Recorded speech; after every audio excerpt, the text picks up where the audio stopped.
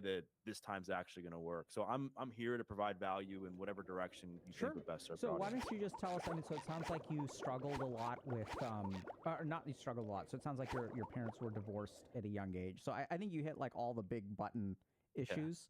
So, and then you also said you were addicted to weed. Yeah. Now some people like don't think you can get addicted to weed. Huh? Really? Yeah. I mean, Yeah, what do you think about that? I make myself a I mean, obviously, like I'm only speaking from my own personal experience, but I mean, I did do a cannabis series on the podcast where I interviewed some of the top experts in the world on marijuana. So I think people should go check that out, where we talked about like what weed actually does to your mental health and why it can be so damaging. From my own personal experience, I think it got me used to checking out of life with something external. It got me addicted to chasing numbing pain. It got me addicted to escaping my problems. And so for me, like I said, my parents got divorced when I was 5. I was picked on a lot as a kid, and I had this massive weight on my back of what's wrong with me. Why don't my parents get along? Why am I not fitting into the friend groups that I wanted to? Why am I not getting along with certain people? Why aren't I good at sports? And I saw like the quote unquote cool kids like smoking weed after school. So I was like, oh, like if I do this, maybe I'll be cool. Maybe I'll fit into that box that I wanted to fit into. And one of my friends after school, I was about 14 years old, gave me a little bit of weed to smoke. And the feeling I got was like life changing. Like I literally felt that massive weight come off my back where I didn't have to worry about what my parents' relationship was going to be like. I didn't have to worry about what school was going to be like the next day. I didn't have to worry about my problems, my anxieties, my fears. Like it was all, just subsided by taking weed. And so that led to me. Can I jump in there for a second? Yeah. Yeah, sounds great, man.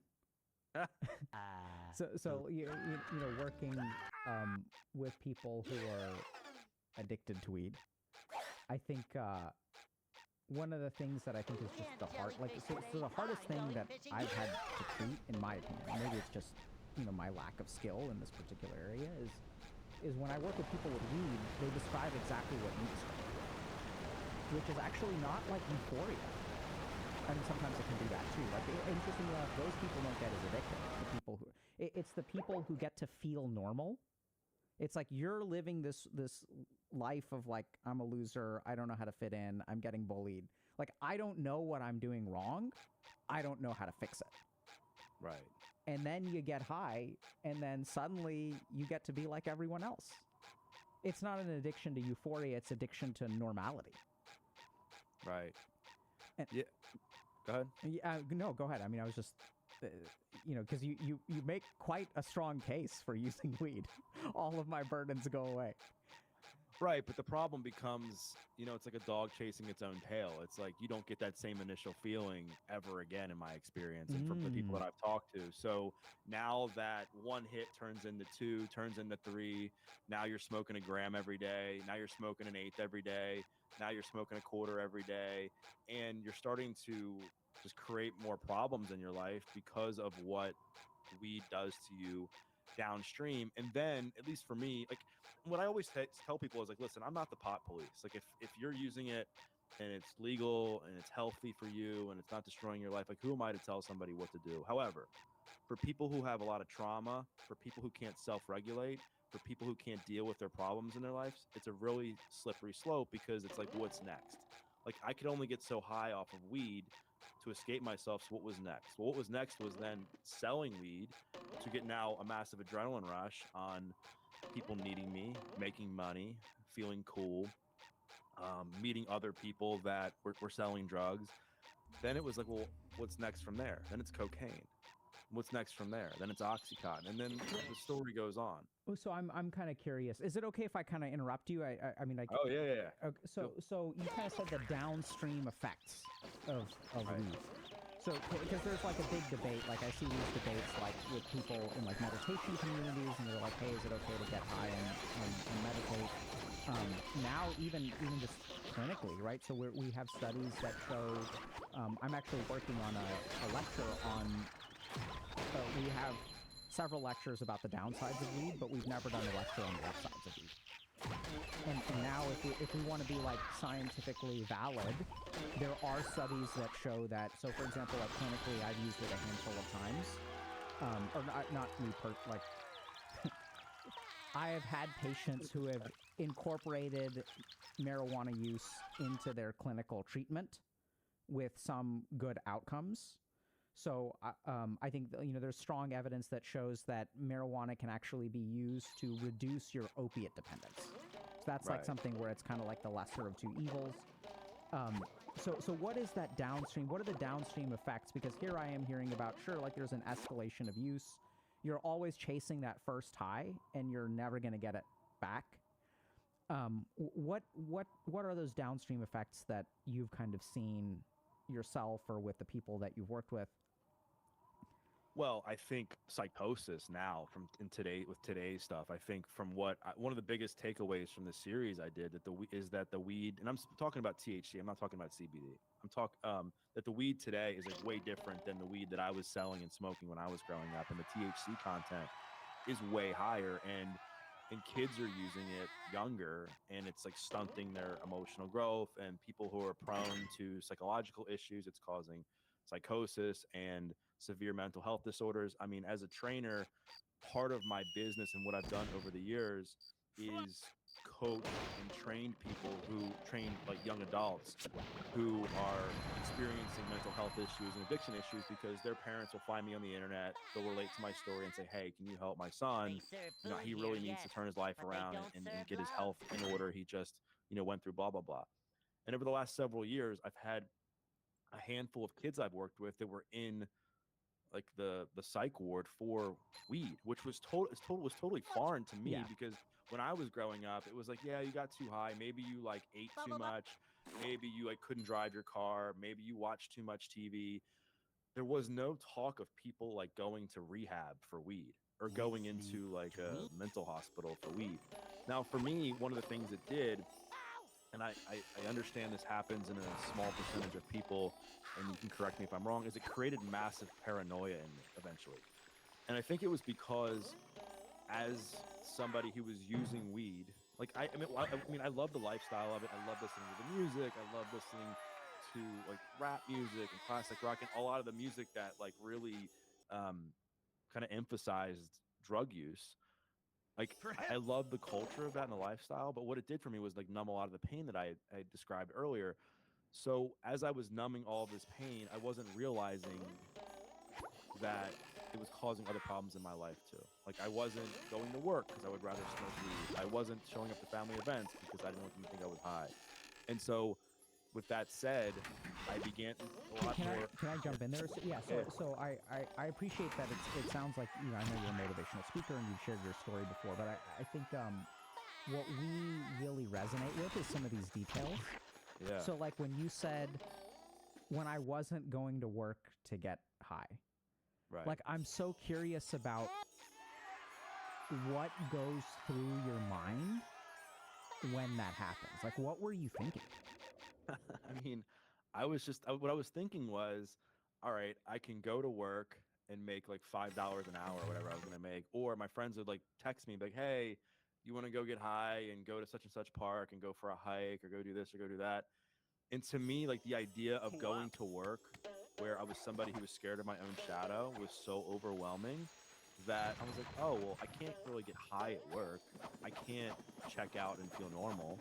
So I'm going to do the other thing. And I'm going to go. Yeah, that's so beautifully said, because I think that really resonates, because I think it's like, because when you talk about it, right, as a story, you're like, oh, things were so bad because I was choosing to get high instead of going to work. But when we really look at your experience, going to work was not a good thing. You frame it like it's a good thing. Well, I think society tells you, right, that you're supposed to like show up to work, you're supposed to keep a job, and I think that's true. Like I think people who can't keep a job, they're going to struggle in life, right? But I completely, sorry, I completely agree. I think it's just really helpful to hear you talk about in your mind in that moment, like even listening to you. I don't want to go to your job. No. Right? It's like, what am I doing? Am I going to this fucking place and earning $5 an hour? And this is what I'm going to go to this place for 8 hours, be overwhelmed, be anxious, walk out of the door, with $40 after a day of my time, or I can go out in nature and get high. Like, that sounds like a no-brainer. Like, it makes a lot of sense to me why you would do that. So how did you start to think that that wasn't the right choice? Well, I just want to say one more thing. So Yeah. as you're saying that, the other thing to consider is my home life wasn't good. Like, my parents went through a really toxic divorce where they didn't speak to each other. They were constantly fighting for custody and stuff like that. And so I framed that because I also didn't want to be at home. So it was like, okay, my option is to go to work, but if I go to work, that means I got to come back home after work. I could somehow make up some story as to why I'm not going to work to my parents, and then just go and be with my friends and go get high. And that seemed much more attractive to me given my home life. Sure. But for me, I really didn't understand the value of not doing drugs until I went to jail. Interesting. Yeah, because I mean, as things progressed and I kept smoking weed, started to sell weed, started to do coke, like, things happened in my life where you as a psychiatrist would be like, Doug, like, what the heck are you doing? Like, stop. Like, your life is falling apart. And the reason I say this is there was a point in my life where I was around, like, I think 17, 18 years old, crippling anxiety, like horrible anxiety, smoking a bunch of weed, selling weed, doing a bunch of coke. And there was one night where I was driving and I felt like I was having a heart attack. Like, my chest, or my heart was beating super fast. I had chest pain. My face was numb. I felt like I was literally dying. And at that point, I had been to several of my friends' funerals because of substance-related deaths. So I thought to myself, You were 18 or 19 and you had been to several funerals? yeah, for people I hung out with. Oh yeah, like I mean, it's crazy. Bro, It was a rough crowd, man. I mean, what goes through your mind when you go to a funeral at the age of, like, what did you think was happening? How did you understand that? It's hard. It's hard to understand because you're really not old enough to, like, value life in that sense, right? And you go and you're just thinking of it like, oh, like, your buddy died who you were getting high with, like, yesterday, you know? And it's super sad because now it's like that person is no longer with you. I guess I wasn't like, oh, this is a wake-up call for me to stop doing what I'm doing, because clearly I'm on the same path as these other people. It was more like, I obviously am very sad for the death of this person, but I didn't understand it in the way I should. And frankly, like, that happened a lot. Like, I probably have like a dozen friends that died over the years. Yeah, people I hung out with, not just people I was friends with, like, on social media. Doug, bro, like, this is like I gotta tunnel down into this if you're okay with it, because like, it's so foreign, right? When I was 18, I would wake up in the morning, I would play StarCraft, then I would play Diablo 2, then I would play Warcraft 3, and then I'd go to bed, and then I'd wake up the next day, and I'd do it all over again. The people that I played with, I was not regularly going to funerals at the age of 18. Yeah. And I get that. I mean, I think a lot of what you said is incredibly powerful. Like, you didn't value life, right? Like, it sounds like it didn't feel like a big, like, and you weren't seeing things the way you should have. So what would go through your head when you would, like, go to the 4th funeral of the year? I mean, it was kind of awkward because you would go there and a lot of the parents knew me and knew my friends. And so they had just lost their child, and it was obviously very painful and emotional for them. But in a way, like, you feel like you almost kind of contributed to it, because we all hung out together. We all were making the same decisions. But it just seemed like my friends and I, that was just what we thought. We thought we were just being normal kids. Like, we thought it was normal to just get high all day, every day, listen to music, eat unhealthy food, and just think to ourselves, like, oh, I think it's like, I remember there was the poster of the rock stars who all died. I think it was at 27 years old. And we, like, admired that.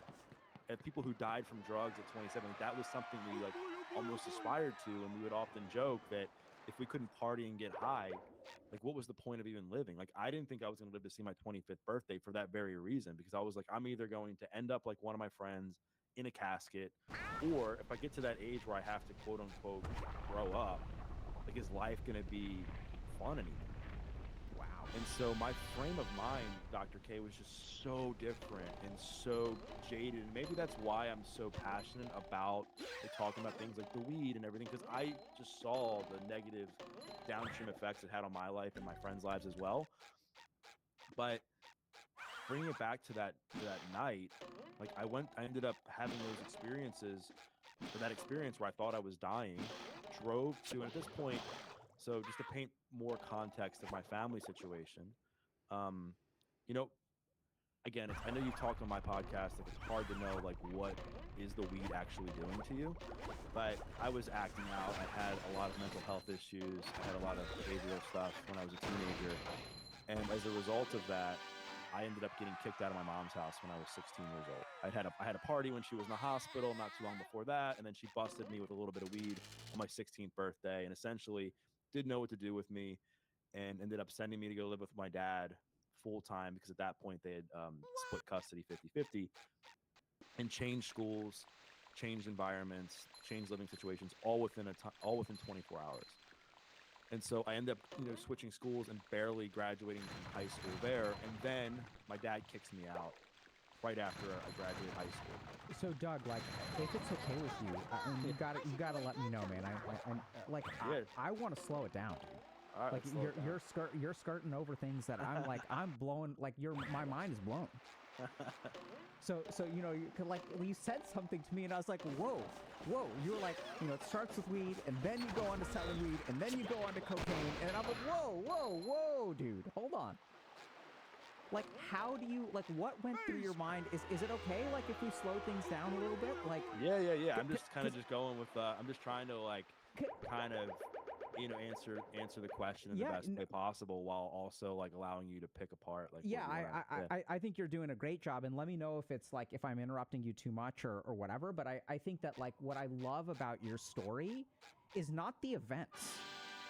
It's, like, the experiences that led to the events. Because that's what people actually deal with, right? There's, like, I guarantee you, I mean, I guess I can't technically, but statistically, there's no doubt in my mind that at least one person who's listening to this is a 16-year-old. Right. Who is thinking to themselves, like, I'd rather burn bright and burn fast. Like, I don't want to be a slow, like, burning candle. I want to be a firework. And if I die by the age of 25, like, whatever. Like, that's karma or whatever, right? There are people who are walking this path right now who aren't going to school, who are thinking to themselves, like, I'm spending so much money on weed, like, why don't I start selling it? Right. And how do you get from weed to cocaine? Like, that's a pretty big jump, right? A lot of people just stay on weed. Right. So where do you want me to start? You want me to start, like, what made me go from, like, possessing it to selling it? So what happened there was... I just want to hold on a second, because nothing. I want to make sure that nothing we're discussing is going to get you into legal trouble, like statute of limitations, like all that kind of stuff. Is that a concern at all? Because we haven't talked about that ahead of time. I was arrested for selling drugs already, and I went to jail, like, over 15 years ago. We're good. All right. Yeah, I'd love to hear. I mean, how did you get selling? So, like I mentioned, like, as a 14-year-old, 15-year-old, you're making like $5 an hour or whatever at a job, and it's not a lot of money. Even if you're working 8 hours a day, 5 days a week, it's still not a lot of money. And weed was expensive back then. To buy like a little bit of weed, like a gram was maybe like $20 or $30. I forget the exact amount. So, as I started to build more of a tolerance and more of a habit, I began obviously spending more money on weed. And I couldn't ask my mom or my dad for money, because they would ask me what I needed the money for, and eventually, like, I can't keep telling them I want to buy a new CD, you know what I mean? Yeah. Or I want to buy, like, a new pair of shoes. Eventually they're like, what are you doing, right? So you figure out a way to essentially smoke for free.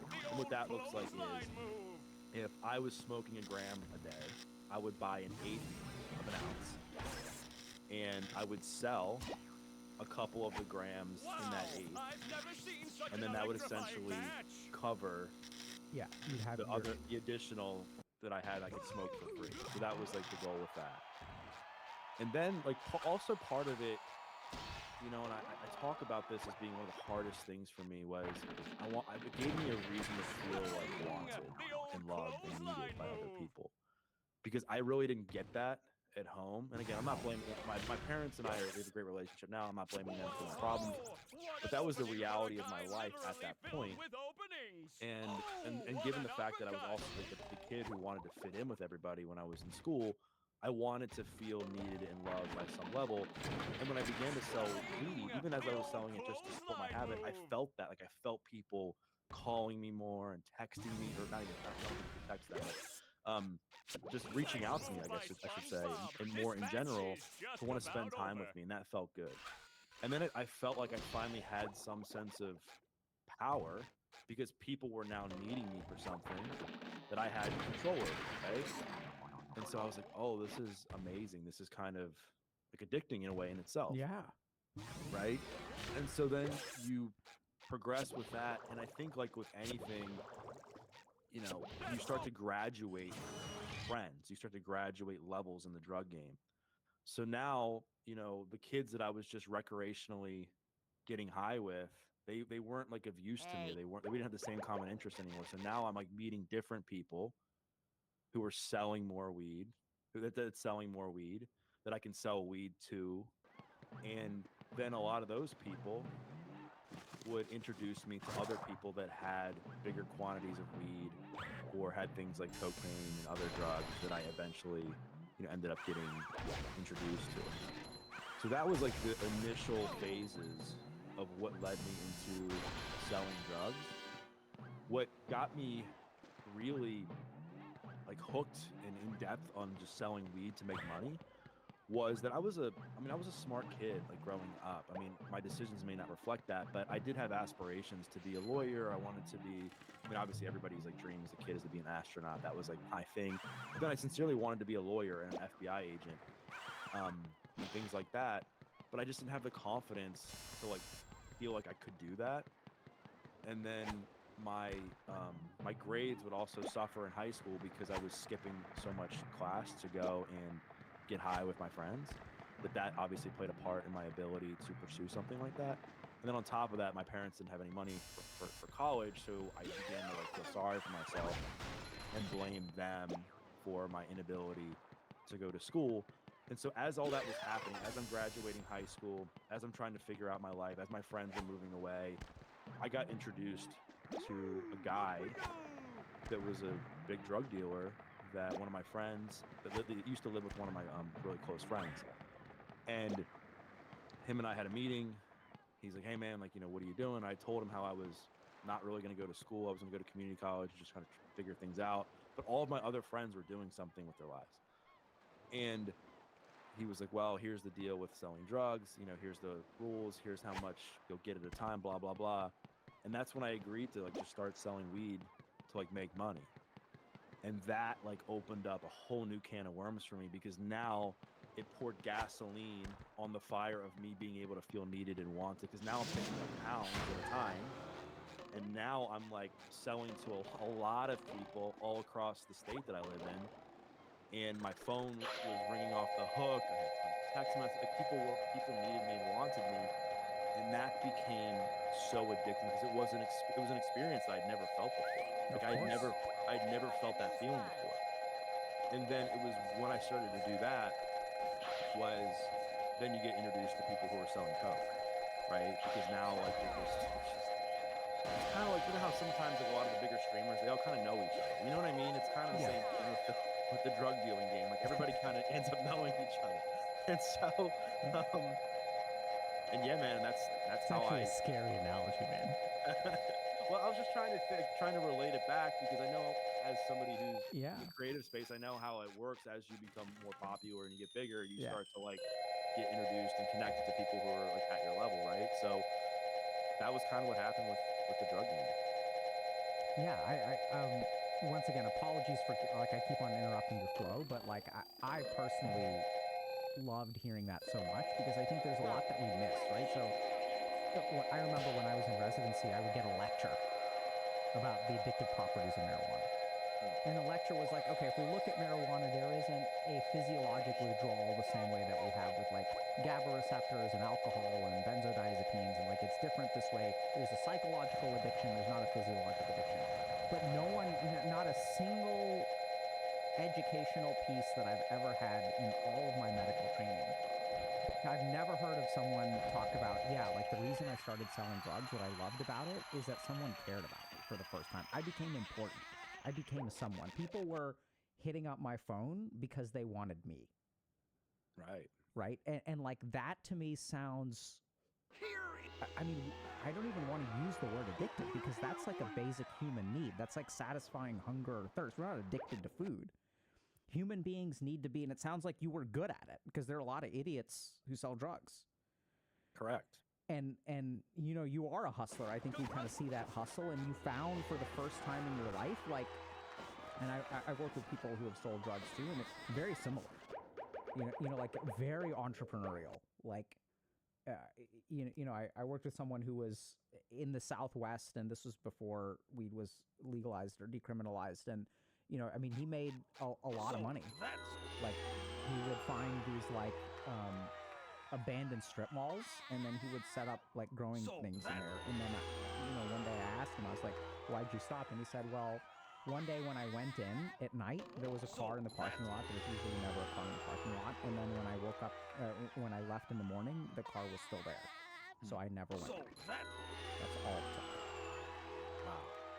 And I think these are the kinds of stories that, like, I think this is what I see clinically too. It's not just about dopamine and physiologic tolerance, and I'd love to hear more about some of the stuff that you said about, you know, numbing the pain and stuff, but like, I think this is the real stuff. I'm hearing a kid who craved being wanted, being needed, having money, you know, not asking your parents. The other thing that shocked me, which I'd love to hear a little bit about if you can extrapolate or share more, otherwise we can move on, but I'm also struck by how much your life started revolving around the marijuana. It's like, how do I get this for free?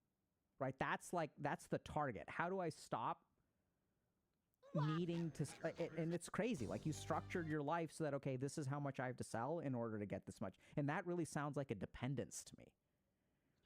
Well, and the lifestyle of it, I think, became just as addictive, if not more addictive, than the drug itself.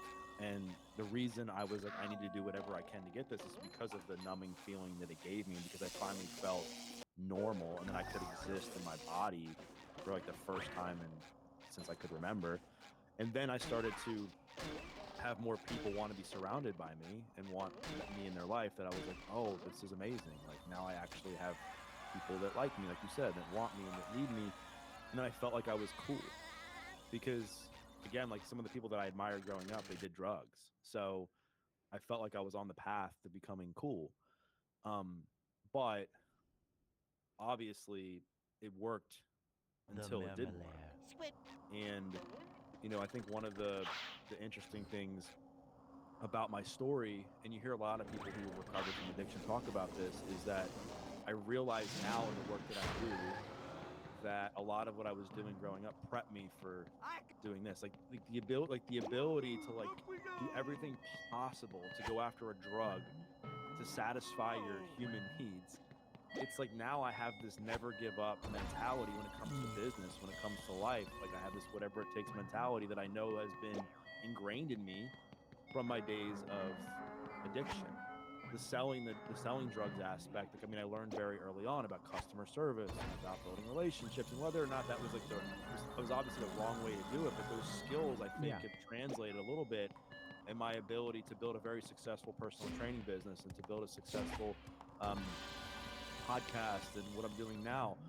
And that's been one of the like real like keys to my transformation is accepting that part of my story is valuable, right? And the part that we kind of didn't really skip over, but I would love to kind of touch on, because I think as a psychiatrist you'll appreciate this, is that when I got kicked out of my house when I was 16, my mom's house and my dad's house when I was 17, I like was homeless for months. Like I was like bouncing around from couch to couch, my friends' couches, like the summer after I graduated high school. Like I didn't have a home. And those few months like taught me a lot about life. What did you learn? I mean, I just learned like you know, as much as I didn't change in those moments, I was like, man, I don't want to live like this. Like I'm sleeping on somebody's like hardwood floor. Like I'm on a couch. Like I'm waking up in the morning and people's parents are they're looking at me like they like me, but I'm like, there's something inside of them that's like, this guy is a complete screw up. Like, why is he on my couch? Where are his parents? Like, why is he like living on my couch, right? Or the siblings of my friends that are looking at me, and I just felt so low. And the reason I bring that up is because early on in my transformation, which we can get to, I would think about those moments in my life. And I would think about that I never wanted to be in that position ever again because of the way that I felt and how low my self esteem was, my self worth, my outlook on life during those few months. Because I had realized, like, firsthand, like, what it was like to not know where my home was going to be. And what ended up happening was a close friend of mine um, who I had always like I was as a kid because my family was kind of broken. I became close with a lot of my friends' parents because they kind of I saw them, they were together, they were fun, they would treat me well, and so I just became like attracted to that. And I developed a relationship with one of my close friends' parents, and they were like, "Hey, listen, like, I know you've been bouncing around from couch to couch. We want to give you like a more permanent place to stay until so and so goes off to college. But here's the rules." Like, and they laid out some rules, and I said, "Okay." And it's when I was living there that I had that moment that I told you about where I thought I was dying, and I was in my car, you know, just incredibly again at a pretty low point in my life, high on drugs, experiencing all these crazy physical symptoms. And by the way, I was like a fat kid. I was like 40% body fat back then. So I did, in my mind, have some health issues that even though I was young, I mean, I'm like, okay, I could be dying here. Ended up freaking out and driving right to my friend's house after I was experiencing these symptoms. And he had gone off to college at this point. It was like early fall, I think, late summer, early fall. And I walked in. I said, "Hey, I need to go to the emergency room. I think I'm dying." And of course, his mom looks at me like, "What do you do? Like, what do you mean? Like, you're 17 years old. There's no way you're dying." And I'm like, "I'm dying. I'm dying. I'm dying." I had no idea what panic attacks were. I had no idea what paranoia was because I was told like, "Oh, weed just chills you out." Like, that's what I was told. End up going to a local hospital, and of course, like I look back now, I'm sure people were like looking at me like I was insane. I run into the ER. I'm like, "Help! Help! I'm dying! I'm dying! I'm dying!" And the nurses are like, "Sit down. Like, you're not dying. Like, if you were dying, you couldn't scream like that." And they ended up right. They ended up like put me into a room, like checking my vitals, and they asked me like, you know, what drugs I was taking. I was honest with them because I was worried about my life at that point. And they were like, "For what you just told me you're doing, like your heart is pretty strong. Like you are fine. You just had panic attacks." And I didn't know what that was. Like, panic attacks. Like, what is that? And again, you would think in a moment like that I would say, okay, like the weed thing, the selling the drugs thing, like it's been a good thing to help me feel normal. However, my life is falling. I'm in the emergency room at 17 years old. I've gone to several funerals, addicted to drugs. My friends are going to college. I'm not a good relationship with my family. Like you would think like, all right, Doug, like it's time to give it up. But I was so addicted to that lifestyle. I then was like, well, how can I still find a way to get high with my friends without having a panic attack? Because what would happen, Dr. K, is you probably would know the term for it, not me, but I developed almost like a phobia where because I had had this massive panic attack and ended up in the emergency room, I then thought to myself, every time I smoke weed, I'm now going to have a panic attack. And what would happen? I would have a panic attack. So I would be like in my car with my friends, like shortly after this, riding around with them getting high. And I would have to pull my car over and ask them to drive because I was freaking out and I was having a panic attack. And then eventually, after a few months of that, it became so embarrassing and uncomfortable that fortunately, and also very unfortunately, one of my other friends gave me a 5 milligram Percocet just to try. And what I found was when I did that 5 milligram Percocet when I was high, I didn't have the panic anymore. It took all that away. And I was like, oh, I found the thing that can allow me to continue this chaotic, addictive lifestyle that I've created for myself And that was what really brought me to my knees was opiates, because I didn't, again, I justified it when I first started doing it. I was like, oh, it's man-made, it's a pharmaceutical, it's not heroin. I'm not putting a needle in my arm. Like, people get prescribed this stuff. So It I'm must be doing the safe. right. Well, but I want to also say I knew I wasn't putting spinach and protein in my system. You know what I mean? Like, I knew what I knew I was crushing up a pill and putting it up my nose, and I knew that somehow it wasn't going to end well. But I didn't realize how fast I would get addicted to those things. And so very quickly, and I'm talking over a period of like weeks and months, 5 milligrams turned into 10, turned into 20, turned into 40. And when I was doing these, I was doing the OxyContin, like, brand name. It would say OC on one side and the milligram on the other side. So I was doing I started with like the 10 milligram, the 20 milligram, but eventually it was the 80 milligram pills that had a time release coating on them that were made for people, I think, who had like terminal cancer or something like that. And I would lick the time release off. I would lick the time release off, and then I would like shave them with a hose clamp to get it as fine as possible, and then I would snort them. And I was snorting, 400 or 500 milligrams a day. That's got to be super expensive.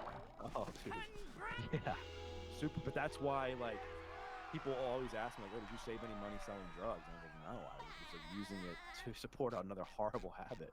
Yeah, I mean, I want to say that a 30 milligram oxy, and by the way, everything you're describing, I mean, there's so much about what you're sharing that resonates with my experience. I think the psychosis is something. So when you said that, it actually, like, when you said, like, oh yeah, marijuana induced psychosis, like, that's the problem, and that scared me, honestly, Doug, because the reason that scares me is because I know that the majority of people who use marijuana don't have psychosis. Right? So if we're saying, like, oh, why is marijuana a problem? Like, the first word out of your mouth is psychosis, and I cringed a little bit now, because, like, now what's going to happen is there's, like, 80% of people out there who are not having psychosis. I mean, I've seen it, right? So I've been on the other end of the spectrum.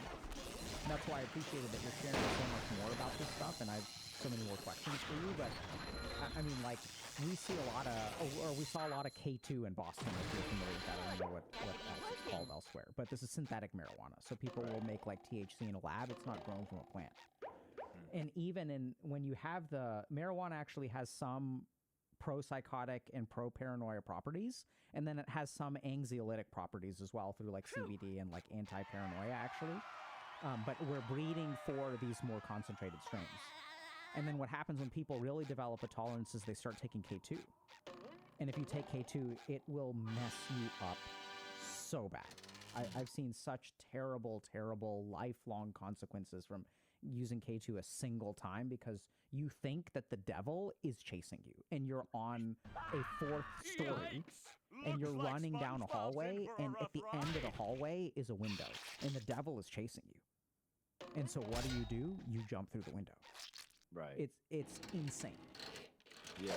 I mean, it's crazy. And you just don't, I guess for me, I just didn't understand how addicted I would become to that lifestyle of my friends, of what we did on a daily basis, the music. I became so infatuated with all that, because, like I said, it was like the first time in my life where I felt like I was normal. I felt like I fit in.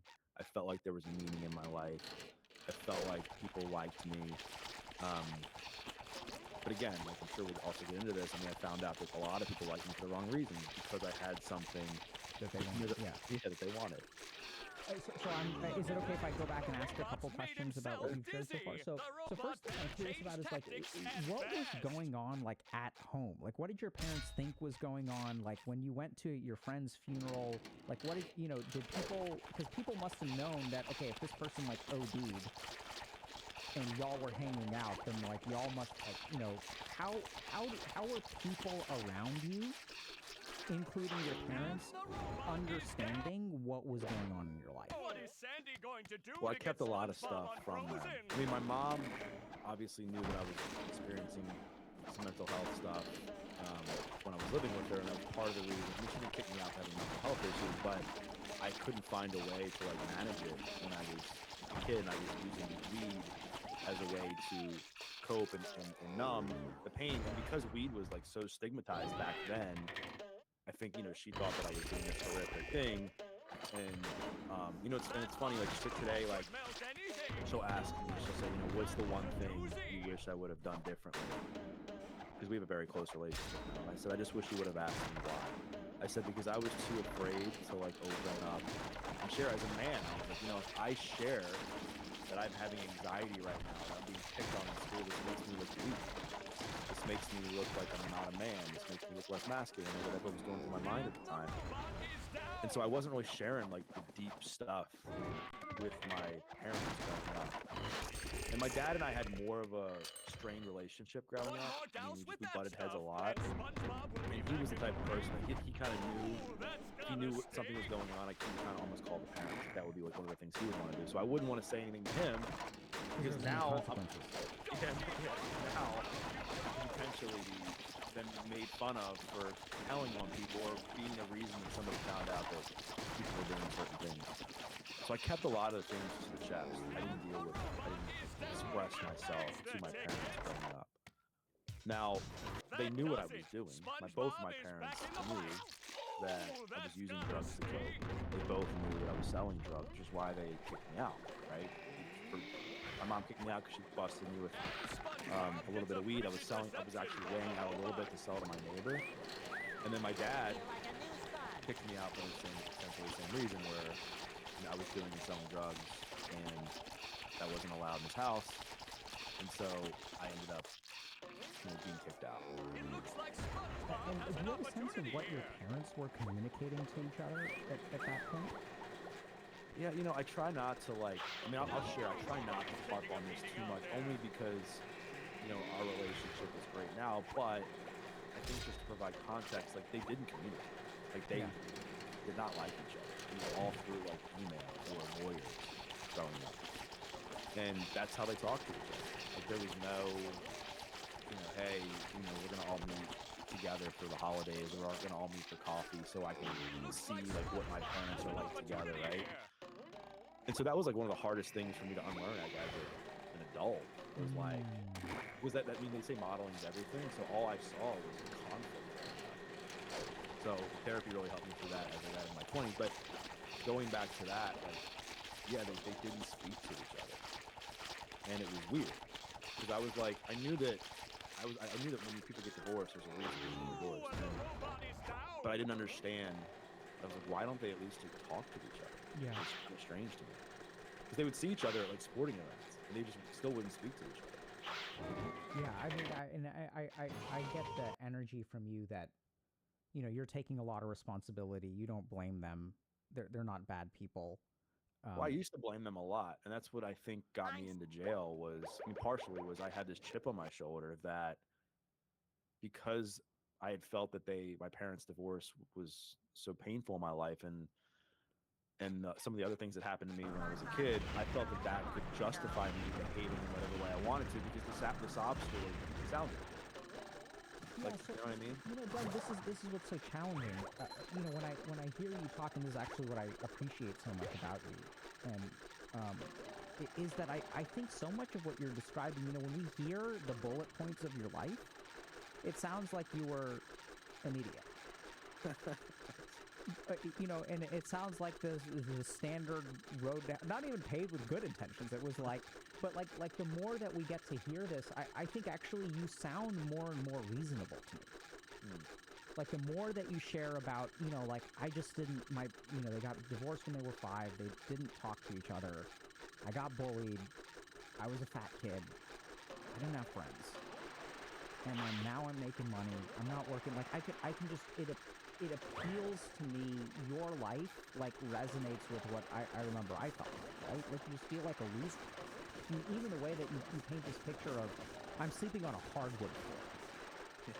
And it's like I've outlived my welcome on the couch, so I have to go to some place that really doesn't have space for me, but I have no other choice. I'm sleeping on a hardwood floor. Right. And then people, like, you can tell, like, I could feel it when I heard the story of, you know, you wake up in the morning, and these people are kind, and they're compassionate, right? So they're not going to tell you, they're like, yeah, you can stay as long as you need to. but you can still see like the judgment in their eyes when like they're kind, they're good people, but they still look at you and they kind of see like they see a fuck up. Exactly. You know, and you feel it. Well, because there was a lot of kids that weren't allowed to hang out with me because there was I had such a reputation for doing drugs. Yeah, I was the kid that just couldn't figure out life and that was making all these wrong decisions and then was influencing, I guess, other people to make poor decisions. I mean, I appreciate your take on that, and I think like the reason I take so much responsibility for it now means twofold. A, like I've just learned as I've gotten older that I think people genuinely do the best they can with the skills they have in those moments, and B, like because I blame my parents for so many of my problems growing up, like it led me to validating doing all these other things because the story made sense, right? To me. Yeah, can I ask a couple questions about that? Yeah. So let's just like offer a clear disclaimer here that like sometimes when we talk about people's parents, like we make them seem bad, but it's very clear to me that your parents, as you said, did the best that they could given the hand that they were dealt. That you have a good relationship with them now. They seem to be like really solid human beings, so we're not trying to say anything negative about them.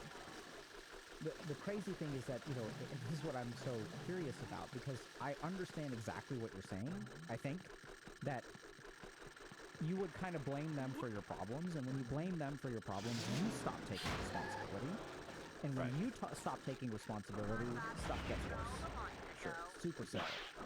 At the same time, like working as a psychiatrist, when people come into my office who have a history of addiction, sometimes we do go down the very real reality of what's it like to grow up in a household where people don't get divorced early, where people don't talk to each other, where even when we get, you know, there's so much impact of two parents sitting down with their child, even if they're divorced, and say, hey, this is so important that we're going to set aside our differences, and we got to figure this out because you're spiraling.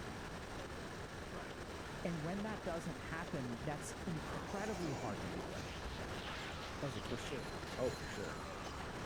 But I mean, I also think like I don't think I wanted to get better. You know what I mean? Like, I think even if they had come to me, I don't think I really wanted to truly get better. I'll tell you why. So if somebody had said, let's just say both my parents came to me and said, hey, Doug, like we'll grant you 3 wishes. We'll give you whatever you want.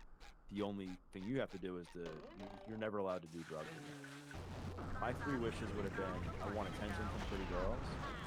I want a 6-pack and big biceps, and I want to make really good money.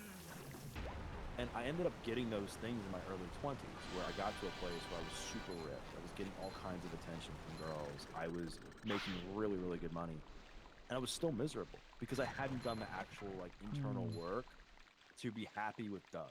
It was always like this external stuff that was needing to fill that void. Now, do I still care about my health? Of course. Do I still care about romantic relationships? Of course. Do I still care about being successful and having meaning, purpose? Yes. But it's not the end all be all for me. It's like if I'm not happy with myself and the person I see in the mirror now, like that's a problem to me. Because, right?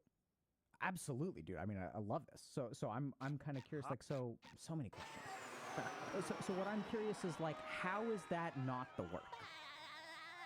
Right. So if we say like, okay, I thought the work was getting ripped. I thought the work was making money. Right? Isn't that the work?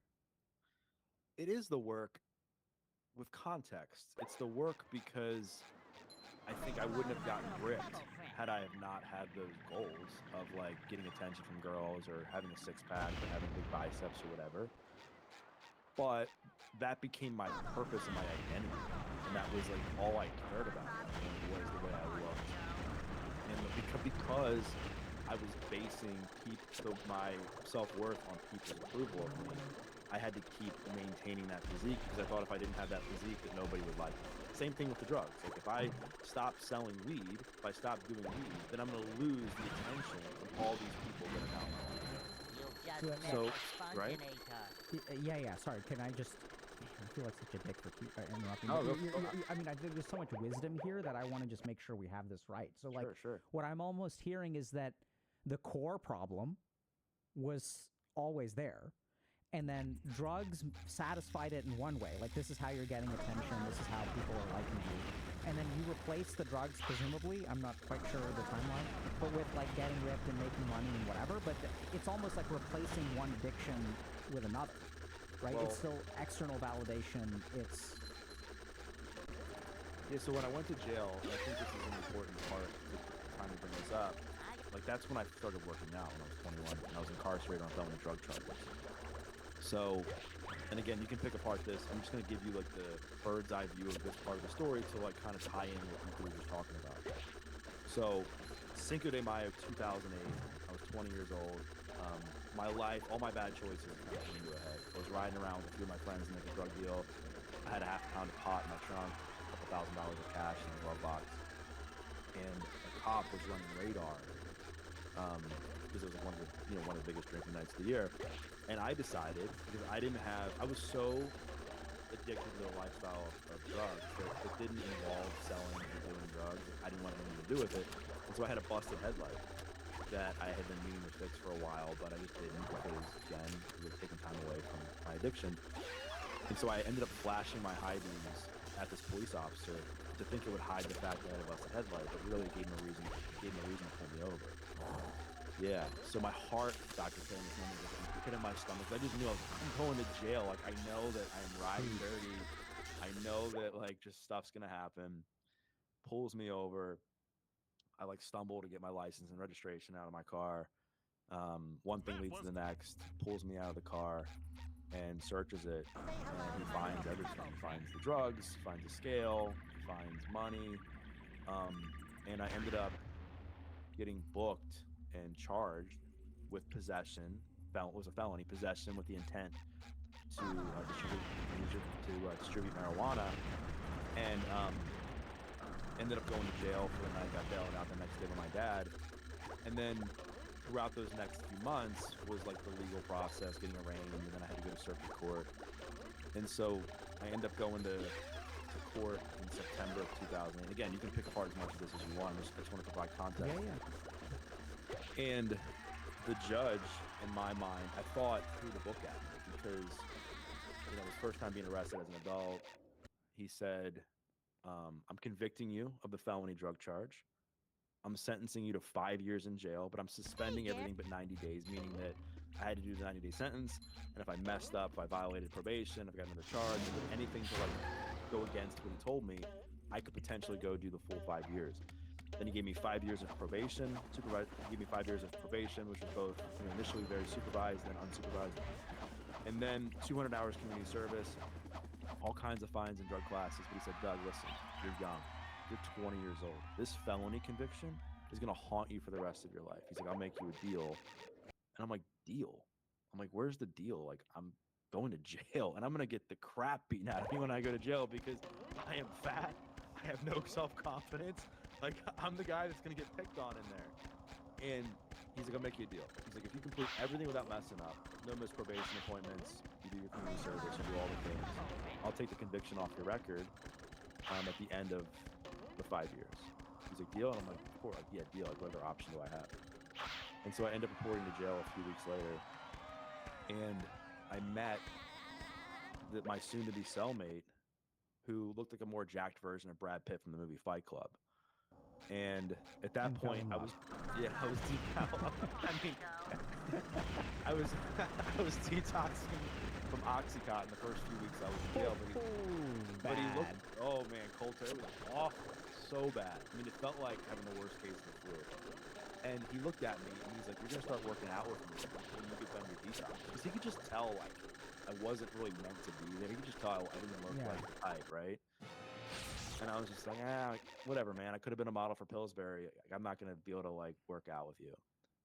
And so this conversation changed my life. This conversation ties in a lot of what we've talked about over the last 10 to 15 minutes or so. So, as any good coach, therapist, doctor would do, he started asking me some good questions. He's like, Doug, like, what led you to getting into jail? Like, what happened? And I started to blame my parents. I started to blame my friends, everybody else but me. And he looked at me and he just said, quit being a victim. And I was kind of shook. I was like, man, I just told this horrible story to him. Isn't he going to pat me on the back and say, it's okay, Maggie, like, the world's against you, like, blah, blah, blah. He's like, man, you're blaming everybody for your problems but yourself. He's like, you're taking zero responsibility. He's like, there's plenty of people that grew up just like you that aren't in jail, right, Doug? And I'm like, yep. He's like, no one's coming to save you. He's like, no one's going to come and rescue you from your situation. He said, you have two choices. Be a man, look yourself in the mirror, take full accountability and say, you got yourself here, and it's up to you to change. Or you can go be a victim and cry in the corner and say, woe is me, and blame everybody else for your problems. Most people will actually do that. It's easy to do. And it was in that moment that I decided to start working out and change the way I dealt with my anxiety and stress and all my problems. And it was also in that moment that I had realized like how destructive I was in my own life. Like you were asking me, when was the moment that I realized that? It was when I was in jail. And I had this like come to Jesus moment where I was like, well, clearly I don't have everything figured out. Here I am, 21 years old. I had 21 jobs by that point. Damaged relationships with my family, addicted to drugs, convicted felon, 40% body fat. I clearly didn't know what I was doing. So I was like, maybe I'll give this exercise thing a try. I love the way that like you put those things together. Like, yeah. Convicted felon, 40% body fat. Like, and I mean, I think it really speaks. I think this word gets tossed around a lot. Not usually in stories like yours that involve drugs and jail, but this word gets tossed around in like yoga studios and yoga retreats. Holistic.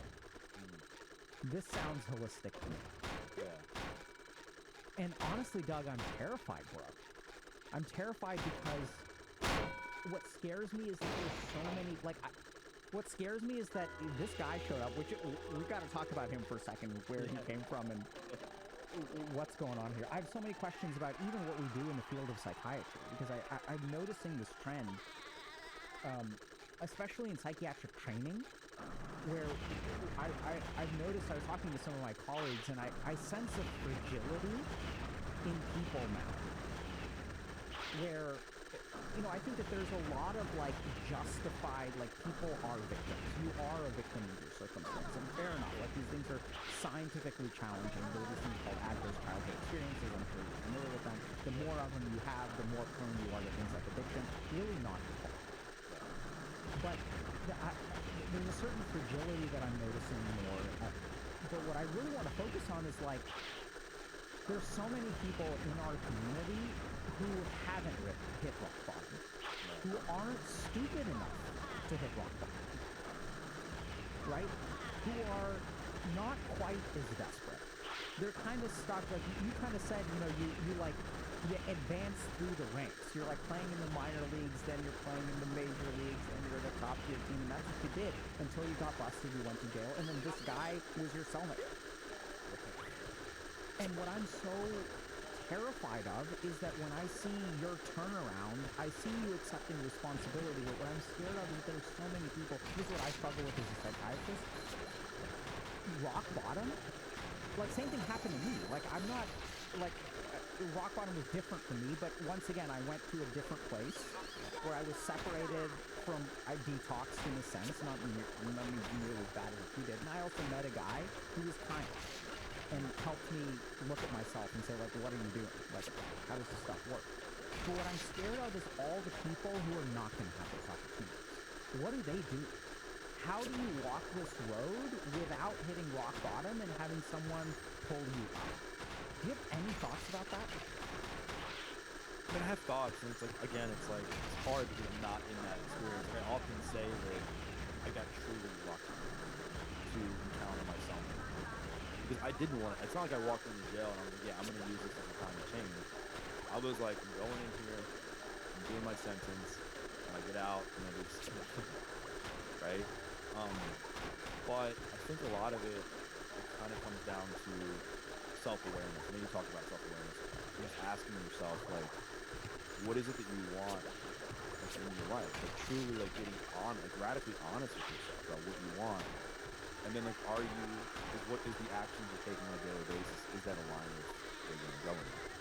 And it's hard because sometimes people are making these decisions that aren't inherently quote unquote bad, but it's preventing them from living the life that they want, and it's having these downstream effects on how they feel about themselves. So I'm going to get contentious if that's okay. Yeah. So like, but I think the whole point of your story is that the things you were doing were moving your life in the way that you want. Right? You wanted validation. You wanted to be important. You wanted to be noticed. And drugs gave you all that.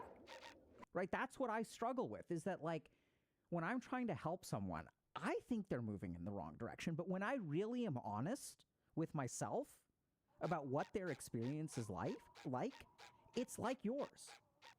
Drugs are not a problem, they're a solution.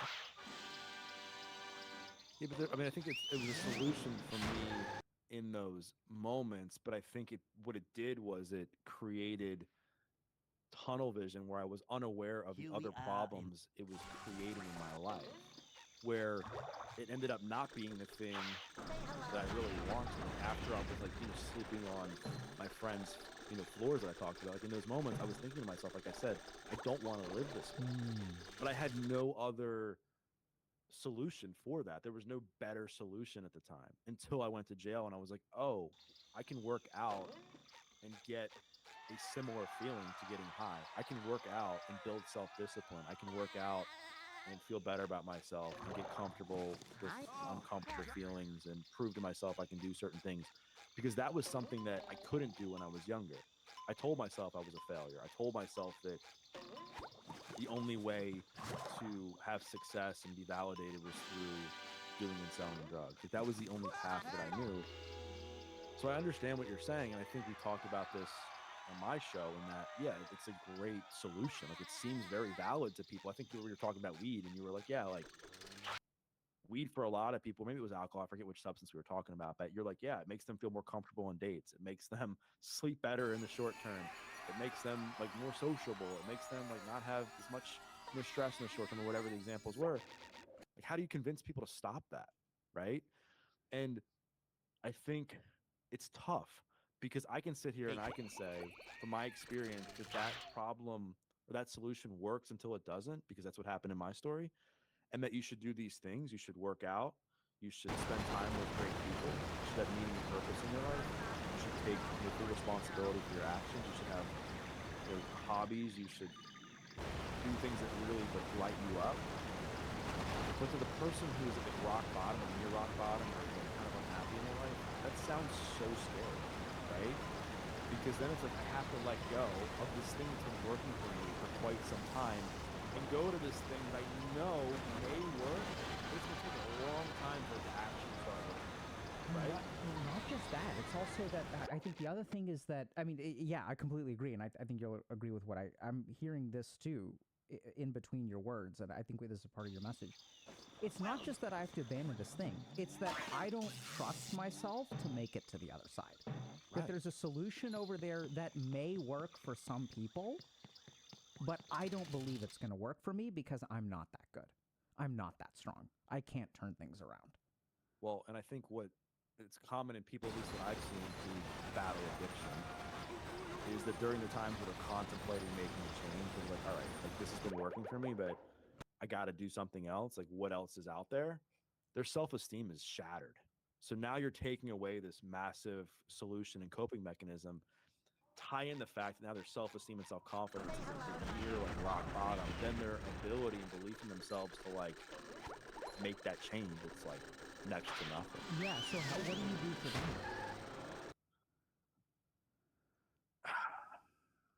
I mean, I think you got to tell them, like, you at least have to try it, right? Like, there's no greater place to be than when you want to make a change in your life and making that. I mean, and I think that if you were to ask me, like, I can't like sit here and say, hey, this is like the blueprint, do these things. I would say there's like common themes that I think have helped a lot of people. The first is to like learn how to stack small wins, because when and you would know more about what this is in brain than me, but I know for people when they're looking to transform their lives, and I've seen this a lot in my career as a trainer. It's like, I want to lose 100 pounds. Well, it's like, why don't you just start with like getting off the couch and going for a walk, right? Or the person that wants to recover from addiction, they're like, I don't want to ever use drugs again. Why don't you just start with not using drugs for one day, right? Because I think what happens is you slowly start to build your self-confidence up from that point, right? Because you're proving to yourself you're actually capable of doing things that you say you're going to do, and you're actually capable of making some positive change in the opposite direction. I think the second thing is you have to really develop a very deep emotional why as to why you want to make that change. Because I think the surface level stuff just doesn't work long term. I think if you're telling yourself, oh, I just want to lose the weight because I want to look a certain way, like in a shirt, or I want to build muscle because I want to look a certain way in clothes, it'll be great for like a month. But then after that, like when things get hard, like what do you fall back on? And so like for me, like I never wanted to be that kid who hated myself ever again. I never wanted to be the kid who had suicidal thoughts ever again. I never wanted to be the kid who was acting out and morphing myself into a version of myself I hated just to be liked. Right? So, I mean, that's like a few things I would tell somebody. I mean, it's tough because I don't want to sit here and just say, yeah, I think you should do exactly what I did. But what I've learned from the people that have transformed their life is that they have like focused on those things. They developed a really deep emotional why. They've started small. They haven't given up on themselves. And the other thing that I think is important too is like you have to choose your inner circle wisely, because if I think your environment creates a false sense of normalcy. Like if you are spending time with a bunch of people that are engaging in the same unhealthy behaviors you're trying to change, like you're gonna already think that's normal, and B, it's gonna be hard to get out of that when you're trying to change your life. So I always tell people to spend time with people that have common futures and not common pasts, and just really get on that mission of like, all right, here's where I want to go in my life. What types of people should I be spending time with, and kind of going from there. Love it. Yeah? Love it. You even glossed over, I think, maybe one of the most profound statements I've heard all year, which is turn yourself into something you hate just to get people to like you or something like that. Yeah, that's what I did. I mean, I you know, it was like the crazy. I had no identity about it. I didn't know what I liked anymore. I didn't know who I was. I didn't understand like my place in the world, and it was because I was like putting myself in all these different friend groups to try to get as much attention and validation as possible. And then you become like somebody you hate because you lose your sense of self. Like you have no idea who you are. You just start to like say whatever you think is going to get you attention from whatever person you're trying to get attention from. A lot of fun. Yeah, we can talk about stacking small wins in neuroscience and psychology of that maybe at the end if people are interested. But I mean, Doug, I love your story. I think it's like it's so. I think oftentimes we look at the events that make our life, but I don't think it's the events. I think it's our experience of those events. Right. And in that vein, what I'm so curious about is, you know, you had a lot of people sending you the right signals for a long time, right? Including this judge, which I think this judge, like, I'm tempted to track this person. We shouldn't do this, right? Because that's doxing and whatnot. But like, I'm tempted to track this person down and send them a thank you letter. Yeah. Just like, Well, I got to thank him in person because I did complete everything that he asked me to do, and I went back to court in January of 2014. And he took the conviction off my record. Does he know what you're up to now? I think so, yeah. Because what happened is this is crazy. Like, I mean, I really had no spiritual relationship like at all growing up because I thought that if God was good and if God was about love, then why am I in the situation that I'm in? But I can save that story for another day. But what ended up happening was I became very successful as a personal trainer, and the Baltimore Sun, the local newspaper, had come and they wanted to do a story on me and who I was against, what college kids are doing for their workouts. And so they filmed me training a group of college kids for a bit, and then we're going to publish a story on it like sometime in the near future. And it just so happened that I was on the front page of the health and fitness section of the Baltimore Sun the day I went back to court. And so the attorney that was with me was like, Your Honor, like, I don't know, like, how else I can prove that this guy's changed his life. He's on the front page of the Wow. health and fitness section. And the judge kind of made a joke. He's like, I know you got your tricks, but I don't know how you pulled this off, you know, as a joke. But he was just That's saying, beautiful. like, you know, he's like, this is a beautiful, he's like, I'm able to see, like, the power of what the judicial system is, like, meant to do. And obviously, I know it's got its pitfalls, like anything else, but he was like, this is, like, I guess, my hope is what this did for you. He's like, I'm really glad that you use that to your advantage. But yeah, it's just a crazy story and how he helped me out. And obviously my grandparents, I should also say, were a huge like saving grace in my life. I mean, I lived with them after I had that panic attack. I went to the ER. I ended up moving in with them for a bit and kind of took advantage of them and didn't treat them well, and ended up leaving there and then living on my own for a bit. But then even when I got out of jail, they took me in and gave me a place to live and gave me a place to rebuild my life. And I think this framework was very helpful with what they did. And I don't know if they were necessarily intentionally trying to do it this way. They said to me, like, listen, like the last time you lived here, it didn't work out. Here's the rules. You can live here.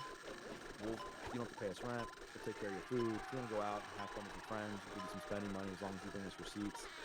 You're gonna make your bed every day. You're gonna have a job, which is part of my requirements for being on probation anyway. You're gonna work out, like all these things. And they said, but the minute you violate these things, you're out. And so it was this great like balance of like accountability and love that I needed at that time, where it just allowed me to continue to build that self-discipline and self-accountability that was crucial for me to be able to inevitably change my life. But they had been people throughout, they've been there for me throughout the course of my life that were also like giving me signs to change. And even like there was people that I went to school with whose parents wouldn't let them hang out with me. Like that was a sign. People girls who I was friends with that like begged me to please stop like selling drugs. She's a better person. And I was like, please. Like, I broke promise after promise to people because I was so addicted to that lifestyle. So, I mean, as much as I think my story is amazing, I'm really fortunate that it's helping so many people. I mean, I'm really thankful that I went through what I went through, and I got lucky. If I'm being honest. Like if I didn't have my cellmate, I don't know, I'd be dead. You know? That's honestly what terrifies me. Yeah. Because I think I got lucky too. And what's scary to me, like as a psychiatrist, is I can do a lot in my office, but when I really talk to like even my patients, man, like a lot of it's like it scares me. When I hear stories of transformation like yours, and I think it's beautiful, like when you talk about the adversity advantage, because so many people that we work with in our community, I work so hard at a video game. I wake up, I think about it, I analyze it, I practice, I'm serious about it, I'm climbing the ranks. Why can't I do this in real life? Right. Yeah, and I think like the nature of the show isn't to necessarily tell people how to live their lives. It's to give people better ideas. Because I thought that the only way to deal with adversity and pain was to make it go away as fast as possible and to avoid it, right? At all costs. And that came from me suppressing my emotions and not talking to people in my life about how I was truly feeling. And it also came with me using substances in a way that just completely numbed me from being able to feel feelings anymore. And one of the most powerful things that happened to me, and I've heard other people talk about this too, is when I learned to leverage the dark side of pain when I was in jail. Yes, but they don't So serve love. when I started to work out, I couldn't do a push-up for my knees. I couldn't do a push-up for my feet. I could barely walk up and down the steps because of how I described who I was, and also my stamina was horrible because I also was smoking a bunch of cigarettes. But I remember a couple of the guys in jail being like, you have to think about what makes you happy when you work out. And I never really understood what that meant. But once I understood what that meant, I was able to like connect to my emotions again and think about the stuff that pissed me off from back in the day, whether it was people that wronged me or the way I treated myself or whatever the example was. But in a weird way, it helped me process some of that stuff because I was able to like almost channel it into something constructive like fitness, which I know you're a big proponent of as well for people who are looking to change their lives. And I learned how to like reattach behavior to emotion in real time. Like I also thought I think I got lucky is because I was also in one of the scariest moments in my life is when I learned how to develop how I learned how to cope with my emotions was when I was in it. Like I wasn't like reading like memes on Instagram, or I wasn't reading personal development books on like how to change my life. It was like survival. It was like I know that if I act out in here, I'm gonna get the crap beaten out of me. I'm gonna end up in solitary confinement. I'm gonna get more time, so I can't use these same tactics that I used before. So fitness and just practicing the pause, going for walks, learning how to like walk with a different swagger, just the way I talked to myself when I was in it, all those things became instrumental not